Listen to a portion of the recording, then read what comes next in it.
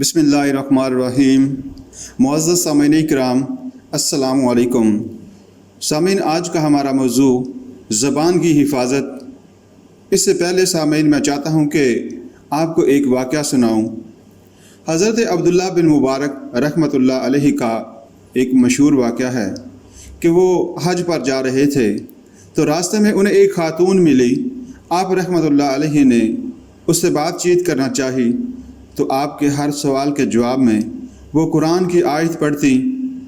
مثلا جب آپ نے پوچھا کہ آپ کو کہاں جانا ہے تو اس نے کہا للہ علی الناس حج البیت من استطاع الیہ سبیلا، یعنی مجھے حج کے لیے جانا ہے۔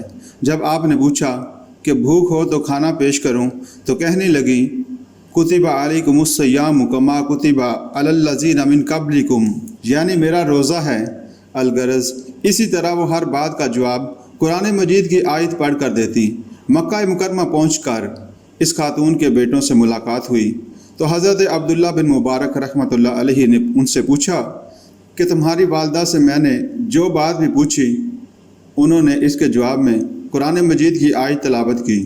اس پر انہوں نے بتایا کہ ہماری والدہ متقی اور حافظ قرآن خاتون ہے۔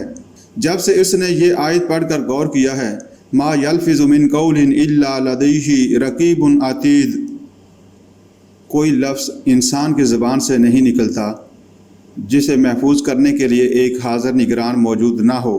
اس دن سے یہ ہمارے ہر سوال کے جواب میں آیت قرآنی ہی پڑھتی ہیں تاکہ نامہ اعمال میں صرف قرآنی آیات ہی درج ہوں اور اس کے علاوہ کوئی بات نہ ہو۔ ان سبق آموز واقعات اور قرآن و سنت کی روشنی میں ہمارے لیے لازم ہے کہ ہم زبان کے استعمال میں غیر محتاط رویہ ترک کر کے اپنے آپ کو کئی قسم کے گناہوں سے بچا لیں، کیونکہ گناہوں سے بچنے کی کوشش ہر اس شخص پر لازم ہے جس کا یوم آخرت پر ایمان ہے۔ سامعین، انسان حیوان عاقل و ناطق ہے۔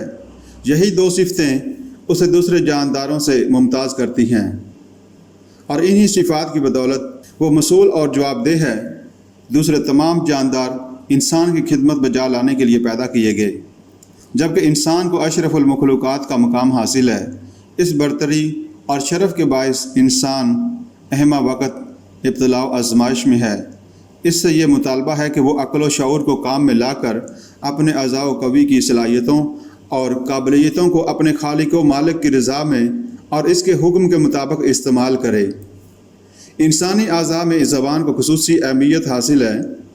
زبان سے نکلے ہوئے الفاظ سے سامعین کے قلوب و ذہان میں گفتگو کرنے والے کا مقام متعین ہوتا ہے۔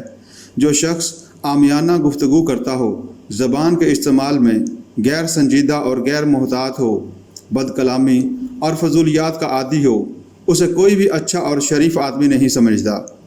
اس کے برعکس جو شخص گفتگو میں شائستہ اور باوقار ہو، سنجیدہ اور ملائم لہجے میں بات کرتا ہو، فضولیات سے پرہیز اور جچی تلی گفتگو کرتا ہو تو لوگ اسے عزت کی نگاہ سے دیکھتے ہیں۔ اس سے معلوم ہوا کہ انسان کو عزت کا مقام دلانے یا ذلیل کرنے میں زبان کا کردار سب سے زیادہ اہم ہے۔ حضرت ابو سعید خدری رضی اللہ تعالیٰ عنہ سے روایت ہے کہ رسول اللہ صلی اللہ علیہ وآلہ وسلم نے فرمایا جب آدمی صبح اٹھتا ہے تو اس کے سارے اعضاء عاجزی اور لجاجت کے ساتھ زبان سے کہتے ہیں کہ ہمارے بارے میں خدا سے ڈر، کیونکہ ہم تو تیرے ہی ساتھ بندھے ہوئے ہیں۔ تو ٹھیک رہی تو ہم ٹھیک رہیں گے، اور اگر تو نے غلط روی اختیار کی تو ہم بھی غلط روی اختیار کریں گے۔ سامعین، جیسا کہ کسی بادشاہ نے ایک دانا آدمی سے پوچھا کہ کون سا گوشت سب سے اچھا ہوتا ہے، اس نے جواب دیا کہ زبان کا۔ پھر پوچھا کہ سب سے برا گوشت کون سا ہوتا ہے، تو اس نے کہا زبان کا۔ گویا وہ دانا آدمی بادشاہ پر یہی بات واضح کرنا چاہتا تھا کہ زبان حصول عزت کا ذریعہ بھی ہے اور وہی زبان ذلت کی گہرائیوں میں گرانے والی بھی ہے۔ اگر زبان کے بارے میں انسان محتاط ہو جائے، یعنی زبان سے کوئی ایسی بات نہ نکالے جو نامناسب ہو، تو وہ دوسرے بہت سے گناہوں سے بچ جاتا ہے۔ حضرت سہیل ابن سعد رضی اللہ تعالیٰ عنہ سے روایت ہے کہ نبی اکرم صلی اللہ علیہ وآلہ وسلم نے فرمایا جو کوئی مجھے اس چیز کی جو اس کے دو جبڑوں کے درمیان ہے یعنی زبان، اور اس چیز کی جو اس کی دو رانوں کے درمیان ہے یعنی شرمگاہ، ضمانت دے تو میں اسے جنت کی ضمانت دیتا ہوں۔ اس میں رسول اللہ صلی اللہ علیہ وآلہ وسلم نے حصول جنت کے لیے زبان کے صحیح استعمال کا بڑا حصہ بتایا ہے۔ ہر انسان کا نامہ اعمال تیار ہو رہا ہے اور اس میں اچھے برے کاموں کا اندراج ہو رہا ہے۔ پھر نامہ اعمال کا بیشتر حصہ تو انسان کے منہ سے نکالے گئے الفاظ پر مشتمل ہوگا جو منہ سے نکلتے ہی ریکارڈ ہو جاتے ہیں۔ پھر انسان ہزار پچتائے مگر وہ الفاظ واپس نہیں ہو سکتے۔ اسی لیے حکماء کہتے ہیں کہ اول تولو پھر بولو، یعنی جب بھی زبان سے کوئی بات کرنے لگو تو سوچ لو کہ یہ الفاظ فرشتے ریکارڈ کر لیں گے۔ اگر الفاظ اچھے ہوں تو اچھے نتائج نکلیں گے اور اگر الفاظ نازیبہ ہوں گے تو مصیبت کا باعث بنیں گے۔ دانشمند لوگ یہ بھی کہتے ہیں کہ 3 علامتیں، اول کم کھانا، دوم کم سونا، سوم کم بولنا۔ کم کھانا انسان کو غافل ہونے سے بچاتا ہے، کم سونا اچھے کام کرنے اور اللہ کے ذکر کے لیے زیادہ وقت دیتا ہے۔ اسی طرح زبان پر ضبط رکھنے سے انسان ہزاروں گناہوں سے بچ جاتا ہے۔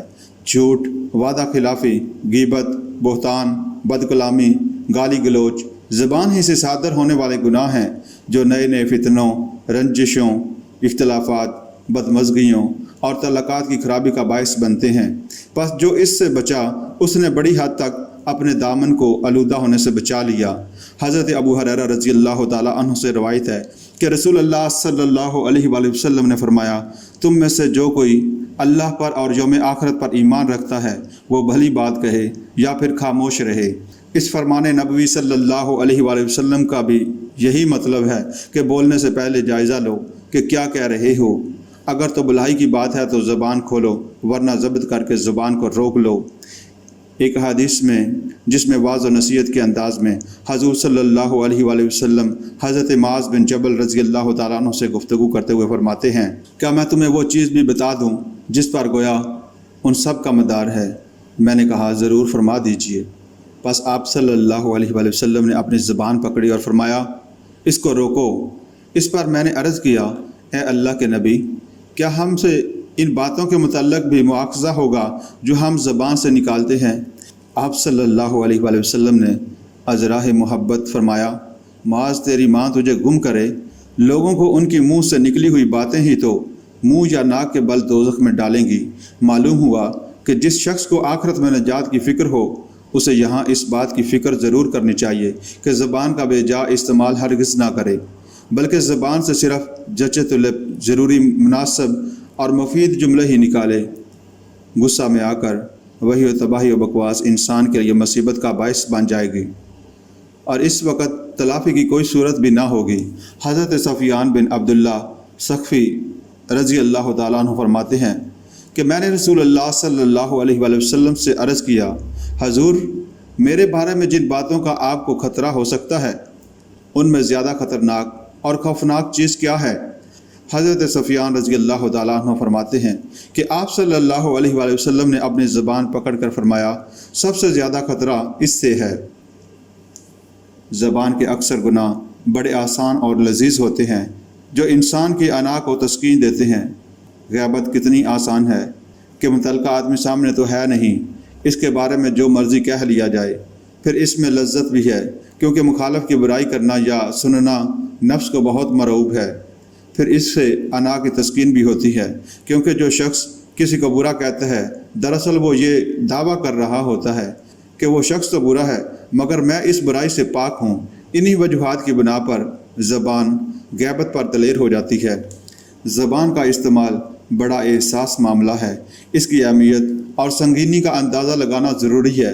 اس معاملے میں غفلت گمبھیر نتائج برآمد کر سکتی ہے، لہٰذا خاموش رہنے کو بھی پسند کیا گیا ہے کیونکہ خاموش رہنے میں انسان زبان کے صحیح استعمال پر مبنی نیکیوں سے تو محروم رہتا ہے مگر اس دوران گناہوں سے بھی تو بچا رہتا ہے، چونکہ زبان کا صحیح اور محتاط استعمال کئی مصیبتوں اور پریشانیوں سے بچاتا ہے۔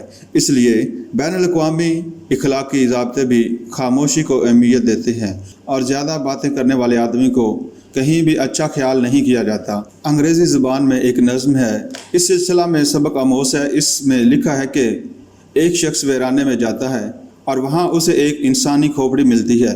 وہ حیرت اور تجسس کے ساتھ وہاں کھڑا ہو جاتا ہے اور اسے تکنے لگتا ہے۔ اس کے ذہن میں سوال پیدا ہوتا ہے، اس انسانی کھوپڑی کا یہ حال کیوں ہوا؟ اس پر کھوپڑی اچانک بولنے لگی اور کہنے لگی میرا یہ حال بولنے کی وجہ سے ہوا۔ وہ شخص اس پر مزید حیران ہوا۔ وہاں سے وہ سیدھا شاہی دربار میں پہنچا، اجازت لے کر بادشاہ کے سامنے حاضر ہوا اور کھوپڑی کے بولنے کا واقعہ بیان کر دیا۔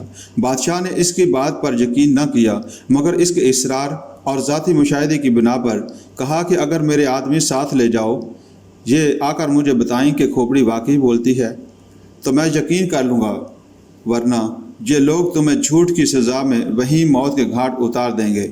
وہ شخص بادشاہ کے آدمیوں کو لے کر وہاں پہنچا، کھوپڑی سے مخاطب ہوا مگر کھوپڑی سے کوئی آواز نہ آئی۔